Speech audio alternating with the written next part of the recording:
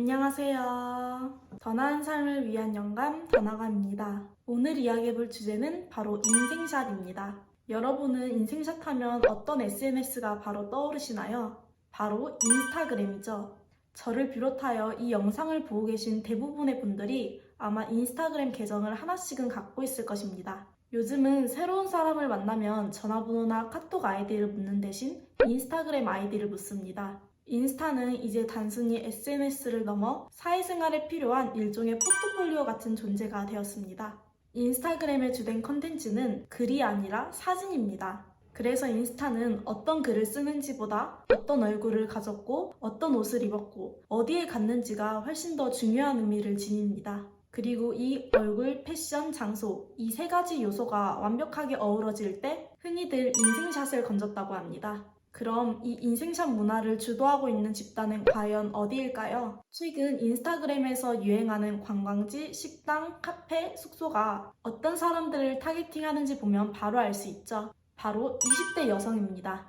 잘 모르겠다고 생각하시는 분들도 지금 인스타그램에 들어가 인생샷 태그를 검색하면 어떤 사람들이 주로 나오는지 바로 확인할 수 있습니다. 그렇다면 저와 같은 20대 여성들은 왜 인스타그램에 아름다운 인생샷을 올리는 걸까요? 어째서 여성들은 다양한 모습 중에서도 하필 아름다워 보이고 싶어 하는 걸까요? 인생샷은 말 그대로 그 사람의 인생과 연결되어 있습니다. 그러니 우리가 인생샷 문화에 대해 알기 위해서는 그 인생샷을 올리는 20대 여성의 삶을 살펴보아야 합니다. 20대에는 다양한 가치들 속에서 우선순위를 매겨가면서 앞으로 자신이 어떤 사람이 될 것인지 적극적으로 실험을 하는 시기입니다. 이때 형성되는 자아는 혼자만의 힘으로 만들어지는 것이 아닙니다. 주변 사람의 반응은 각각 자신이 어떤 사람이 될지에 매우 중대한 영향을 미칩니다. 주변인들로부터 사랑받음으로써 사랑스러운 내가, 존경받음으로써 존경스러운 내가 만들어진다는 의미입니다. 그래서 우리는 자신이 어떻게 해야 쓸모있는 존재로 인정받을 수 있는지를 고민합니다. 이때 인생샷은 특히나 20대 여성이 자신이 쓸모있는 존재로 인정받기 위한 일종의 조건이 됩니다. 아무리 외모지상주의가 비판을 받는다고 해도 사회는 여전히 사람들을, 특히 20대 여성들의 얼굴과 몸을 재단하고 평가합니다. 그러나 사회적 미의 기준에 완벽하게 부합한 얼굴과 몸을 가진 사람들은 매우 극소수에 불과합니다. 대부분 우리는 그저 그런 평범한 얼굴을 갖고 살아갑니다. 그래서 사회가 요구하는 기준과 현실 사이에서는 분명한 간극이 존재할 수밖에 없습니다. 이때 개인이 선택할 수 있는 가장 합리적인 방법은 그 현실을 벗어나는 것입니다. 그렇다고 지금 당장 여권을 챙겨서 아무도 내 모습을 보지 못하는 무인도로 떠나자는 말이 아닙니다. 몸을 움직이지 않고도 갈 수 있는 유일한 공간을 우리는 모두 딱 하나 알고 있습니다. 바로 SNS입니다. 이곳은 사람들이 현실에서 보여줄 수 없었던 자신의 매력을 뽐낼 수 있는 무대와도 같습니다. 누군가는 SNS에 사진을 올리는 것이 허상의 이미지를 이용하여 타인의 관심을 받아보려는 한심한 행동으로 여길 것입니다. 그러나 오프라인에서 자신의 가치를 타인에게 충분히 선보일 기회가 모두에게 공평하게 제공되는 것은 아닙니다. 누군가에게는 SNS가 한심한 짓에 불과할지라도 또 다른 이에게는 SNS가 온라인 관계를 통해 오프라인의 삶을 조금씩 바꿔보려는 시도가 될 수도 있습니다. 여기까지만 들으면 인생샷은 삶을 더욱 풍요롭게 해주는 도구처럼 느껴집니다. 그런데 왜 사람들은 인생샷을 문제라고 지적하는 걸까요? 저는 사람들이 인생샷을 찍는 과정에서 이것을 경험하기 때문이라고 생각합니다. 바로 고립의 시간을 경험하는 것입니다.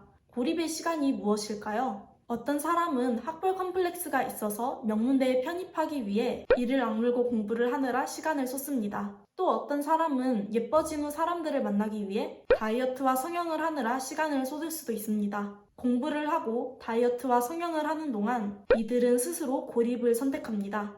나에게 지금 부족한 것을 채워야 비로소 내가 원하는 삶을 살 수 있다고 믿기 때문에 현재의 삶을 잠시 유예하는 것이죠. 이것을 우리는 고립의 시간이라고 할 수 있습니다. 인생샷을 찍는 과정도 마찬가지입니다. 인생샷은 그냥 카메라 한번 대충 눌러서 나오는 결과물이 절대 아닙니다.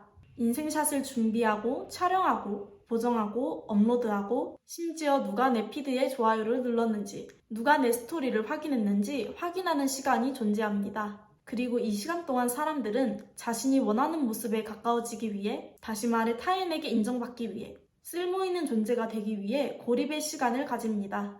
인생샷을 찍는 과정은 공부, 성형, 다이어트 이런 것들과는 비교가 안 될 정도로 자주 반복됩니다. 이 고립의 시간을 반복적으로 경험할수록 당연히 공허함과 외로움에도 가까워지기 쉽겠죠. 저는 인생샷 문화를 주도해 나가는 이들에 대한 1차원적인 비난이 크게 유의미하지 않다고 생각합니다. 인생샷을 생산하는 사람들을 꾸짖는 경우는 많이 봤지만 인생샷을 소비하는 사람들을 꾸짖는 경우는 거의 본 적이 없습니다. 심심할 때마다 인스타에 들어가 사람들이 올린 피드와 스토리를 확인하는 건 이제 너무 자연스러운 행동이죠.